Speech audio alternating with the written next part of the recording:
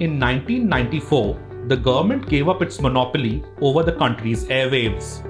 The move opened the airspace for private players, and the government started making money out of thin air, literally. About 2 decades later, a big chunk of the country's population came to know more about these spectrum allocations through a massive scam. Some even believe that the BJP rode to power while riding high on the anti-Congress sentiments generated due to the alleged scam in allocation of second-generation spectrum licenses. It was alleged that the spectrum sale didn't take place under a transparent auction system and on the basis of market price.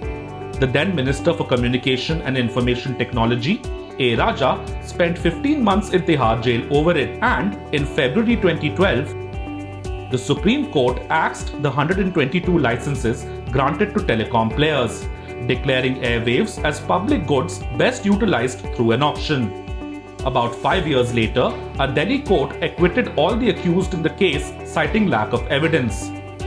But with its image dented due to the allegations, the government had in 2012, after the Apex Court verdict, decided to levy a one-time spectrum charge on the telecom operators for holding excess spectrum between July 2008 and January 2013. Earlier, the operators used to get additional tranches of spectrum after they reached a certain subscriber base in a circle. After the cancellation of 2G spectrum licenses, the Department of Telecommunications sent notices to telecom operators demanding charges for the spectrum allocated under administrative pricing.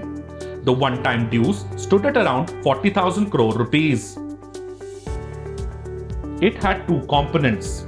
First, a retrospective demand from 1st July 2008 to 31st December 2012 for spectrum held beyond 6.2 MHz.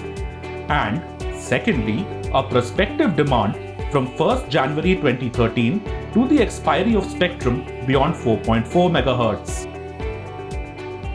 In July 2019, the Telecom Dispute Settlement and Appellate Tribunal set aside the retrospective demand. The government appealed against this order in the Supreme Court, which ordered a status quo regarding the demands. But in October last year, the government indicated that it may withdraw the case. The beneficiaries of such a move would be Bharti Airtel and Vodafone Idea, since Reliance Jio is not a legacy operator. Coming close to the heels of bailing out of Vodafone Idea, this step could be seen as a continuation of telecom reforms. For its part, the telecom sector, which has been passing through financial hardships, will be waiting for a conclusion to this matter with bated breath. If you liked this video, share it and subscribe to Business Standard. For more news, views and insights, log on to www.business-standard.com. Do also follow us on YouTube, Twitter, Facebook, Instagram, Telegram and LinkedIn.